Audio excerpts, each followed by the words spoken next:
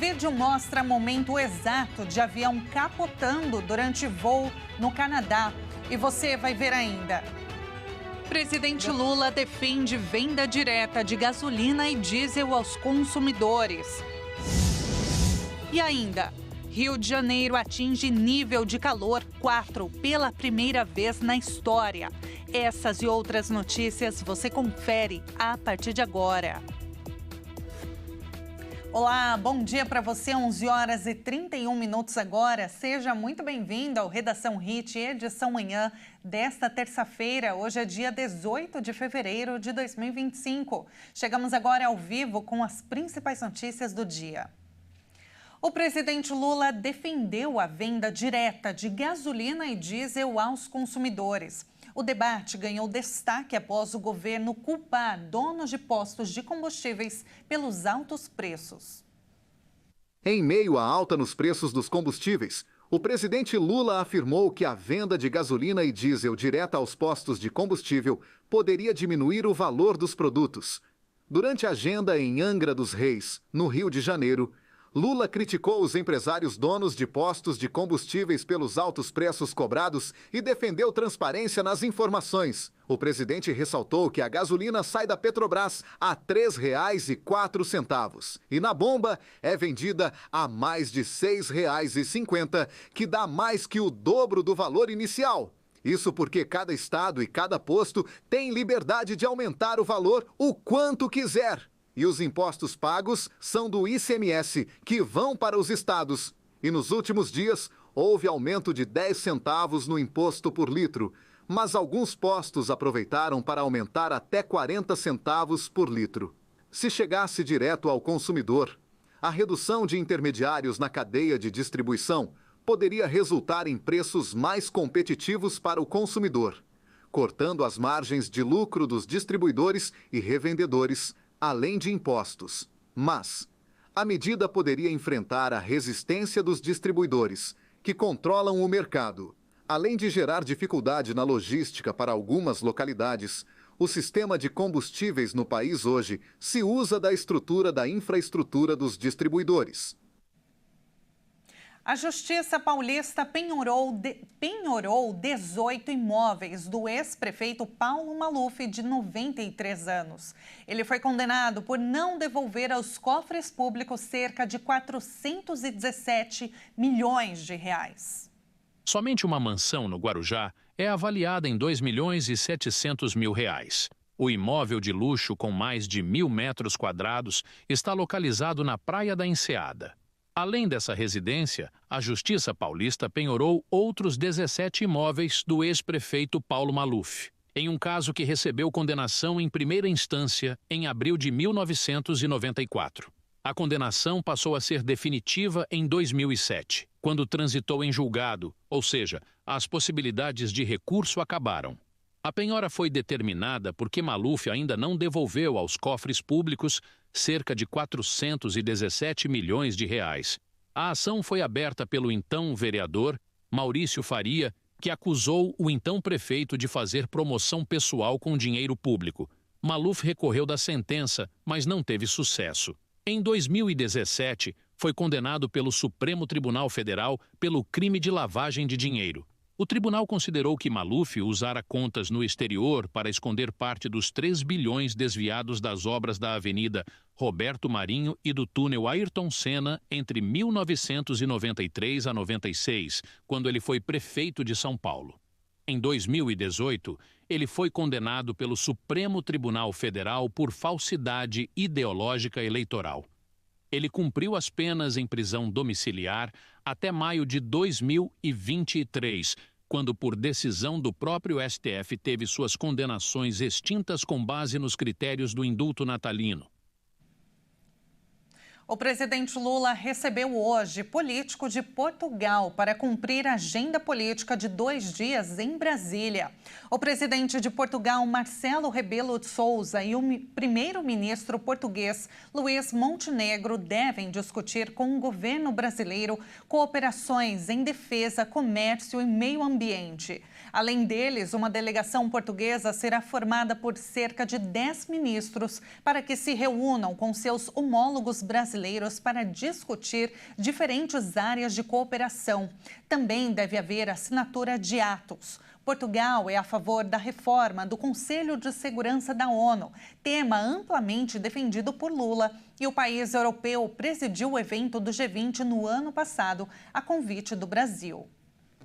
E uma dezena de líderes europeus tentou superar diferenças em uma reunião de crise sobre a Ucrânia nesta segunda-feira. Mas a nova fase das relações com os Estados Unidos, com Donald Trump no poder, evidenciou divisões sobre o envio de tropas de manutenção de paz. Os dirigentes europeus da União Europeia e da OTAN, a Aliança Militar do Ocidente, se reuniram em Paris na tentativa de mostrar uma frente unida diante da mudança na política dos Estados Unidos em relação à guerra na Ucrânia. Mas o eventual envio de tropas de paz gerou discordâncias. Estou preparado para considerar comprometer forças britânicas no terreno ao lado de outras, se houver um acordo de paz duradouro. Mas deve haver um apoio dos Estados Unidos, porque uma garantia de segurança dos Estados Unidos é a única maneira de efetivamente dissuadir a Rússia de atacar a Ucrânia novamente. Então, irei a Washington na próxima semana para me encontrar com o presidente Trump e discutir o que vemos como principais elementos de uma paz duradoura. To meet President Trump and to discuss what we see as the key elements of a lasting peace. Que Europa tiene que definir. A Europa tem que definir de uma vez por todas a segurança, sua proteção e defesa como um bem público. E se for um bem público europeu, como por exemplo o governo da Espanha acredita que seja, então precisamos articular mecanismos comuns da União Europeia para poder financiar e aumentar nossa capacidade de segurança e defesa. Os líderes europeus temem que o presidente dos Estados Unidos, Donald Trump, feche um acordo com a Rússia em negociações que excluam a Ucrânia e o bloco europeu. Durante a reunião nesta segunda-feira, a qual compareceram os chefes de governo de Alemanha, Reino Unido, Itália, Polônia, Espanha, Países Baixos e Dinamarca, a ideia de enviar tropas para a Ucrânia, mesmo que futuramente para garantir um cessar-fogo, causou atritos. O chefe de governo da Alemanha, Olaf Scholz, afirmou após a reunião que o debate é altamente inadequado e precoce. A presidente da Comissão Europeia, Ursula von der Leyen, defendeu que a Ucrânia merece a paz através da força e que isso deve ser alcançado respeitando sua independência, soberania e integridade territorial, com fortes garantias de segurança. O presidente da França, Emmanuel Macron, afirmou que a paz na Ucrânia deve estar acompanhada de garantias de segurança fortes e críveis, após uma conversa telefônica com seu colega ucraniano, Volodymyr Zelensky. E veja a seguir, vídeo mostra momento em que avião capota durante pouso em aeroporto no Canadá. E você vai ver agora a vista da cidade de Miguel Calmon, no estado da Bahia, 28 graus por lá. Nós voltamos em instantes.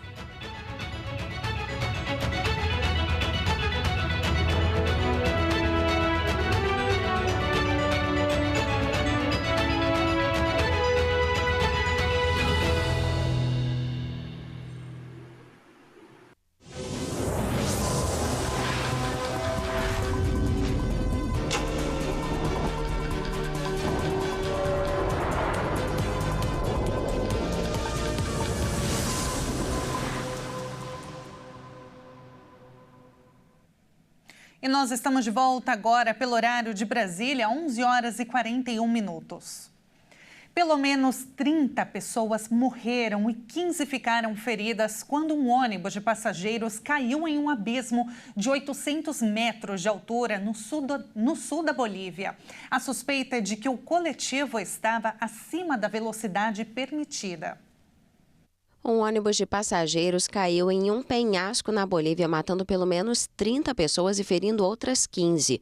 O acidente ocorreu em uma estrada estreita de mão dupla entre Potosí e Oruro, onde o ônibus caiu em um abismo de 800 metros na cidade de Yocalha, no sul do país. Algumas vítimas estão em estado grave. As autoridades consideram o excesso de velocidade como primeira hipótese para o acidente e informaram que os feridos, entre eles pelo menos 3 menores de idade, foram levados para um hospital próximo.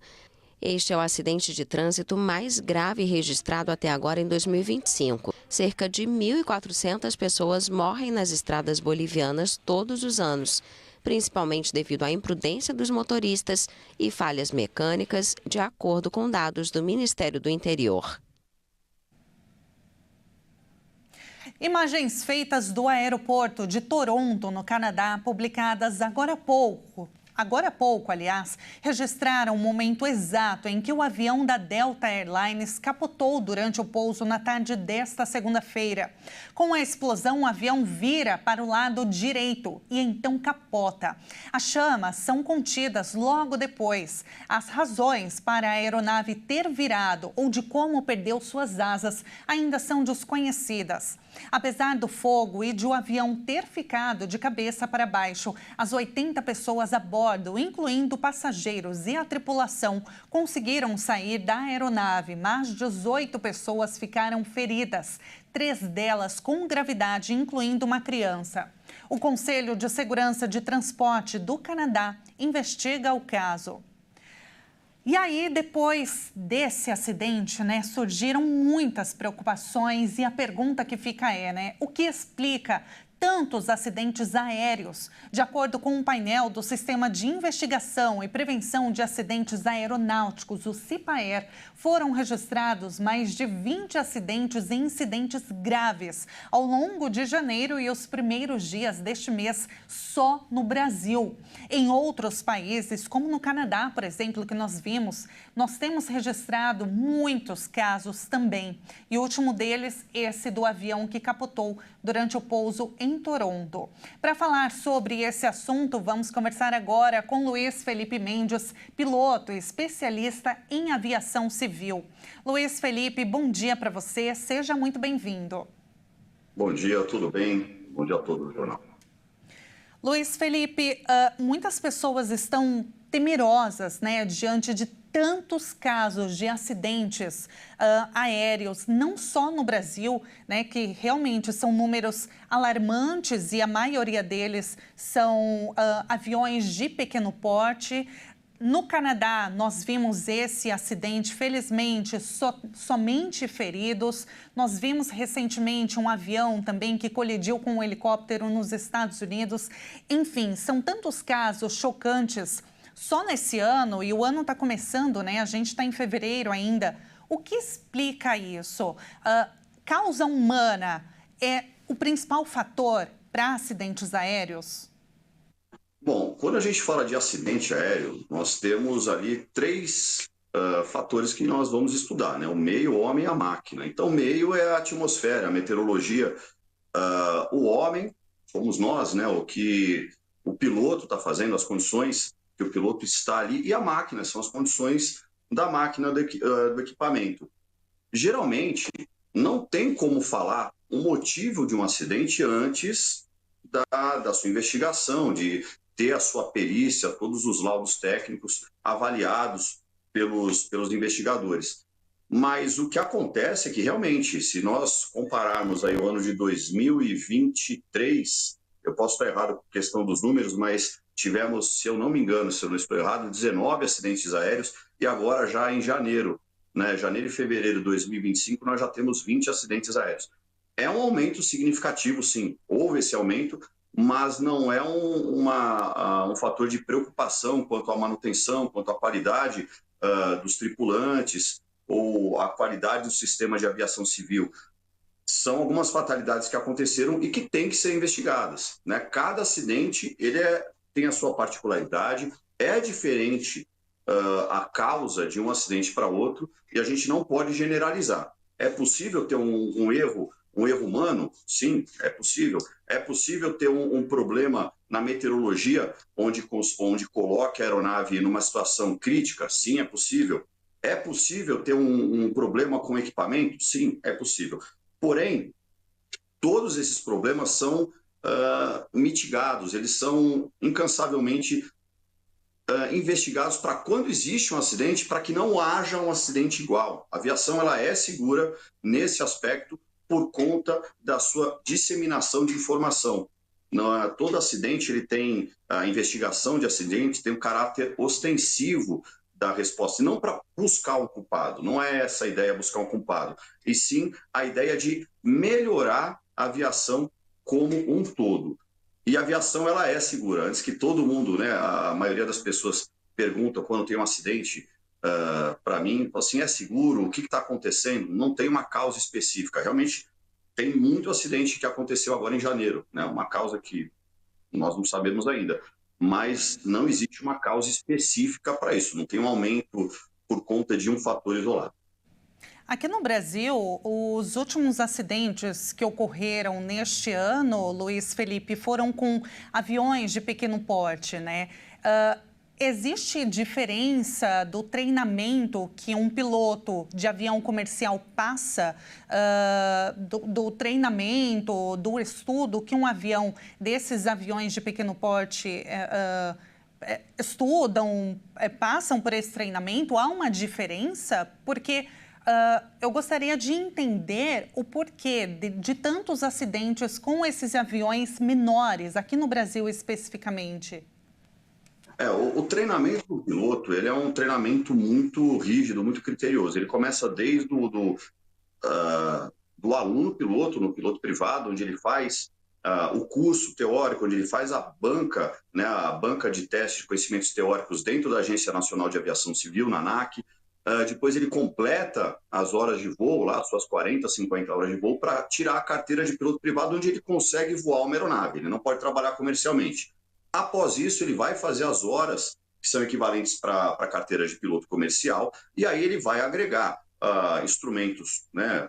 A carteira de instrumentos, ele vai agregar a carteira de multimotor, ele vai tirar um jet train, ele vai acumular experiência. O treinamento, ele é o mesmo, e esse treinamento ele é o mesmo não só no Brasil, é no mundo, né? A OACI, que é a Organização Internacional da Aviação Civil, ela rege esse treinamento, e a ANAC, ela faz cumprir aqui. A ANAC é muito rigorosa quanto a isso. O que vai ter de modificação é de aeronave para aeronave. Cada aeronave é um equipamento diferente, onde o piloto tira uma carteira de habilitação da aeronave. Ele tem o tipo da aeronave, onde que ele vai ter exatamente o curso específico daquela aeronave, depois quando ele já é um piloto comercial. Não é qualquer piloto que pode pegar uma aeronave comercial e sair voando. Você tem ali algumas certificações para cumprir. Eu duvido muito que seja diferença de treinamento, porque a carreira do piloto ela começa na aviação regional, ela vai chegar na linha aérea, ele vai para o táxi aéreo, ele vai voar para alguma aeronave particular, independente do tamanho da aeronave. Todas as regras são cumpridas iguais, ou seja, o espaço aéreo onde voa um avião de pequeno porte é o mesmo espaço aéreo onde voa um avião de grande porte. O que vai diferenciar são as altitudes que cada um vai voar e o tipo de voo que cada um vai fazer, a distância, a velocidade, mas o treinamento é o mesmo. Não tem uma diferença de treinamento da base dos pilotos, mas sim do equipamento. Vamos trazer para uma realidade onde todo mundo possa entender. É diferente você pegar um carro popular, um carro de passeio, e você utilizar um ônibus. Então você tem que ter uma especialização, você vai ter uma carteira especial para dirigir um ônibus. Claro, é parecido? É parecido, mas você vai subindo nessas categorias. Mais ou menos isso, para deixar claro para todo mundo. Perfeito. Luiz Felipe, muito obrigada. Infelizmente o nosso tempo acabou, mas muito obrigada pela entrevista, por ter esclarecido para a gente, né? Até para que a população fique mais tranquila mesmo. Muito obrigada. Foi um prazer falar contigo. Até uma próxima. Tarde. Uma boa tarde para você. Nós acabamos de falar com Luiz Felipe Mendes, piloto especialista em aviação civil. E agora a gente fala sobre o Rio de Janeiro, porque a capital atingiu nesta segunda-feira um nível de calor 4 pela primeira vez. A escala tem 5 níveis. Nesta segunda-feira, a cidade do Rio de Janeiro alcançou pela primeira vez o nível de calor 4. A escala tem 5 níveis de alerta de calor e foi estabelecida em junho de 2024 pelo município, baseada na temperatura e na umidade. 3 dias consecutivos com temperaturas máximas entre 40 e 44 graus levaram a prefeitura a decretar o 4º nível. Nessa análise dos últimos 12 anos, a gente verificou qual o tipo de clima que gera maior número de atendimentos ou que gera o maior número de óbitos nesse período. Então, nessa retrospectiva, a gente utilizou esses modelos para poder definir índices de calor. Então, a gente definiu 5 índices de risco na cidade. A Secretaria de Saúde do Rio de Janeiro está esperando o verão mais quente dos últimos anos. Estou aqui vendendo meu biscoito e aproveitando o ar-condicionado aqui do prédio, né? Porque ninguém é de ferro, bebendo muita água. Muito calor, muito quente. Infelizmente está difícil, tem que estar esperando aqui o ônibus até a boa vontade. Em janeiro, o Sistema Público de Saúde carioca já registrou pouco mais de 3.000 atendimentos devido ao calor intenso, a maioria por queimaduras solares, descompensação de doenças crônicas e desidratação. Essa unidade está atendendo em média 2 pessoas por dia. O que a gente espera é que com esses dias quentes tenha uma procura maior por atendimento na unidade, e a unidade ela conta com esse espaço aqui, né, a sala de observação, que é onde a gente coloca esses pacientes para fazer hidratação e todo o atendimento relacionado às queixas oriundas desse calor extremo. A prefeitura descartou suspender o carnaval, que atrai centenas de milhares de turistas ao Rio e será celebrado entre 28 de fevereiro e 8 de março. A prefeitura aconselha os foliões a evitar o sol entre 10 horas e 14 horas. E esta edição fica por aqui. Muito obrigada pela sua companhia. Continue ligado na nossa programação. Até mais.